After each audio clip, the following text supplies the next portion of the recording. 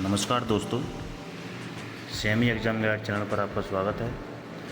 यह सीरीज राजस्थान के सभी प्रकार की परीक्षाओं के लिए महत्वपूर्ण है। इसमें मुख्य एमसीक्यू आपके लिए लाए गए हैं। मुख्यतः अध्यापक भर्ती फर्स्ट ग्रेड, सेकंड ग्रेड और थर्ड ग्रेड के लिए आज के इस टॉपिक में गुप्तकालीन कला और संस्कृति के महत्वपूर्ण प्रश्नों का चयन किया गया है। आप इसे कभी भी, कहीं भी, जब भी आपको समय मिले सॉल्व ज़रूर करें। यकीन मानिए दोस्तों, एक एक प्रश्न पूरे टॉपिक को आपकी नज़र के सामने प्रस्तुत करेगा और ऐसी ही सीरीज़ आपके लिए हम लाते रहेंगे। इसलिए मित्रों, आपका समय कीमती है, इसलिए ज़्यादा समय ना लेते हुए चलिए शुरू करते हैं। चैनल को सब्सक्राइब ज़रूर करें मित्रों। आपका रिवीजन खेल खेल में हो जाएगा और आपका समय भी बचेगा। सब्सक्राइब ज़रूर करें। चलिए शुरू करते हैं। पहला प्रश्न है, गुप्तकालीन साम्राज्य की स्थापना किसने की थी? आपको मित्रों ये प्रश्न सरल लगते हैं, लेकिन यही प्रश्न जब पेपर में आते हैं तो अक्सर हमसे गलत हो जाते हैं। इसलिए आपने टॉपिक को पढ़ लिया है या पढ़ने वाले हैं, इन क्वेश्चनों को ज़रूर करें ताकि आपके नॉलेज में गुप्तकालीन कला और संस्कृति पर आधारित जो भी प्रश्न आएँ वो आपसे कभी भी गलत ना हो। गुप्त साम्राज्य की स्थापना किसने की? पहला प्रश्न है, तो सही आंसर होगा बी ऑप्शन, चंद्रगुप्त प्रथम। चंद्रगुप्त प्रथम ने मित्रों गुप्त साम्राज्य की स्थापना की थी। नेक्स्ट क्वेश्चन है,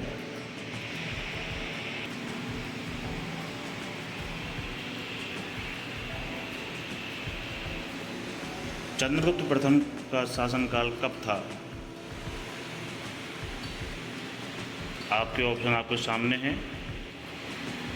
319 से 350, बी 375 से 415 ईस्वी, सी 455 से 467 और डी 500 से 550 ईस्वी। सही आंसर होगा option number A, right answer. Next question है, समुद्रगुप्त को किस नाम से जाना जाता है? भारत का अशोक, भारत का नेपोलियन, भारत का अकबर, भारत का चाणक्य। समुद्रगुप्त को भारत का नेपोलियन कहते हैं, option number B. Next question है, गुप्तकाल को भारतीय इतिहास का क्या कहा जाता है? रजत युग, स्वर्ण युग, लौह युग, हीरक युग। चौथे प्रश्न का सही आंसर होगा स्वर्ण युग। स्वर्ण युग गुप्तकाल को कहा जाता है मित्रों।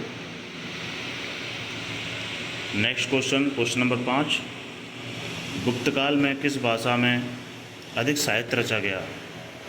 तो गुप्तकाल की आधिकारिक भाषा मित्रों संस्कृत थी। ज़्यादातर संस्कृत में ही इतिहास और साहित्य रचा गया। नेक्स्ट क्वेश्चन, मंदिर निर्माण कला की शुरुआत किस काल में मानी जाती है? तो मंदिर निर्माण की कला की शुरुआत मित्रों गुप्त काल से ही मानी जाती है। आप इन क्वेश्चनों को ध्यान से पढ़ें। एक एक क्वेश्चन वन लाइनर है और एक एक क्वेश्चन एक एक टॉपिक से, पूरे टॉपिक से एक एक क्वेश्चन ऐसे लिखा गया है जैसे आपको टॉपिक पढ़ने की भी ज़रूरत नहीं पड़ेगी मित्रों। नेक्स्ट क्वेश्चन है, भित्ति चित्रकला के प्रसिद्ध केंद्र कौन से हैं? भित्ति चित्रकला जो दीवारों पर चित्रकारी की जाती है, इसके प्रसिद्ध केंद्र हैं। सातवें प्रश्न का आंसर होगा अजंता और एलोरा गुफाएं। नेक्स्ट क्वेश्चन है, देवगढ़ का दशावतार मंदिर स्थित है? बिहार, उत्तर प्रदेश, मध्य प्रदेश, गुजरात। आठवें प्रश्न का सही उत्तर होगा उत्तर प्रदेश। नेक्स्ट क्वेश्चन, तिगवा का विष्णु मंदिर कहाँ स्थित है? बिहार, मध्य प्रदेश, महाराष्ट्र, राजस्थान। तिगवा का मंदिर मित्रों मध्य प्रदेश में स्थित है। नेक्स्ट क्वेश्चन है, भीतरगांव का शिव मंदिर किस राज्य में है? भीतरगांव का शिव मंदिर। आपने कई बार इस क्वेश्चन को कई एग्जामों में देखा होगा। मंदिरों से गुप्तकालीन क्वेश्चन मित्रों जरूर आते हैं। 10वें का आंसर है उत्तर प्रदेश। नेक्स्ट क्वेश्चन, सारनाथ की प्रसिद्ध बौद्ध मूर्ति किस मुद्रा में है? पद्मासन, वज्रासन, ध्यान मुद्रा या नमस्कार मुद्रा? 11वें का सही आंसर होगा पद्मासन मुद्रा। 12वां प्रश्न है, मथुरा की मूर्तियों की विशेषता क्या थी?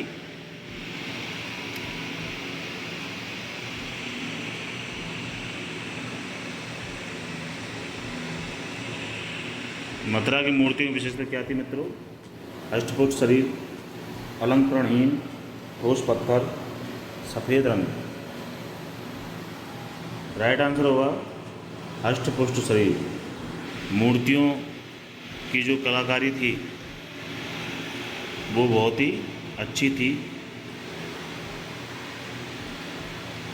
नेक्स्ट क्वेश्चन है, बुद्ध की सर्वश्रेष्ठ कांस्य मूर्ति कहाँ से प्राप्त हुई? गुप्तकालीन बुद्ध की जो सर्वश्रेष्ठ मूर्ति है वो किस स्थान से प्राप्त हुई है? खजुराहो, सारनाथ, बोधगया, एलोरा। राइट आंसर होगा बोधगया से। नेक्स्ट क्वेश्चन है, सारनाथ की पद्मासन बुद्ध मूर्ति की ऊंचाई कितनी है? ये क्वेश्चन मित्रों DSSB में आया था। क्वेश्चन नंबर 14 का आंसर होगा 2 feet, option number B. Next question, Mathura से प्राप्त बुद्ध मूर्ति किस सामग्री से बनी है? 15वां प्रश्न है, संगमरमर, धातु, बलुआ पत्थर, पीतल। इसका आंसर होगा मित्रों सी ऑप्शन, बलुआ पत्थर से बनी हुई है। नेक्स्ट क्वेश्चन है 16वां, भीतरी गांव मंदिर किस राज्य में स्थित है? भीतरी गांव मंदिर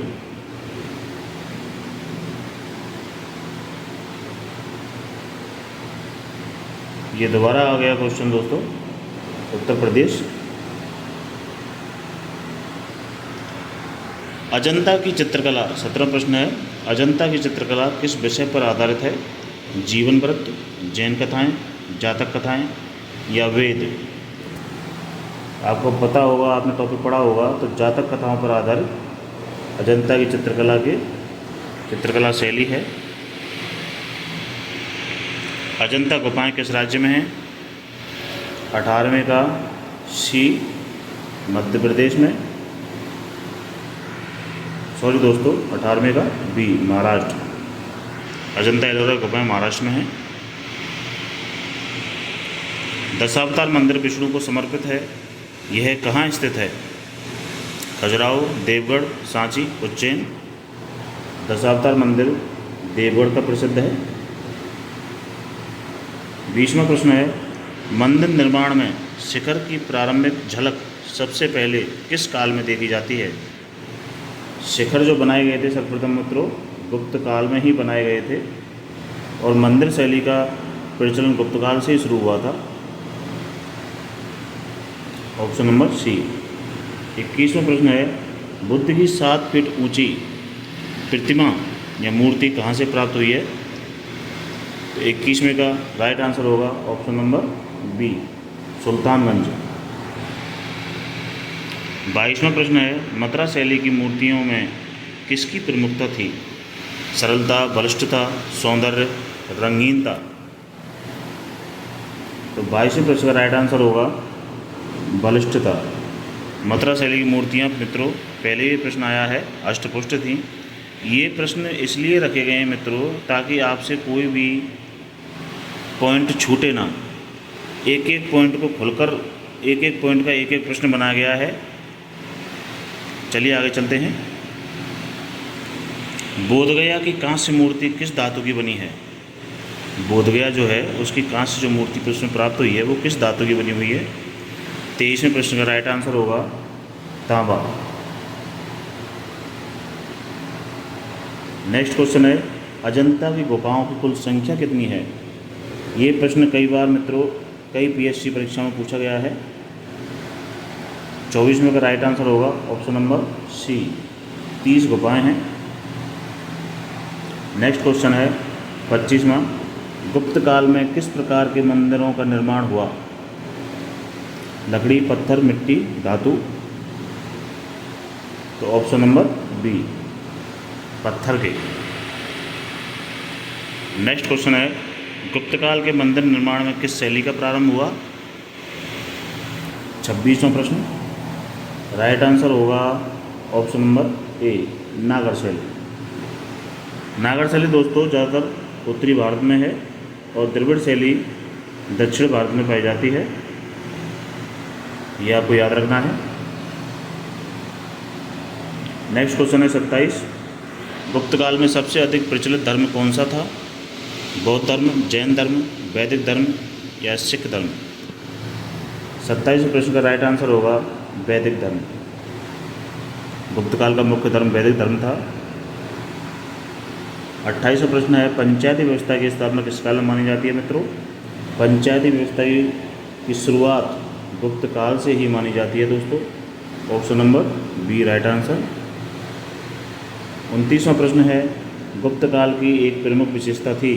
विदेशी आक्रमण, राजनीतिक अव्यवस्था, सांस्कृतिक समृद्धि, धार्मिक कट्टरता।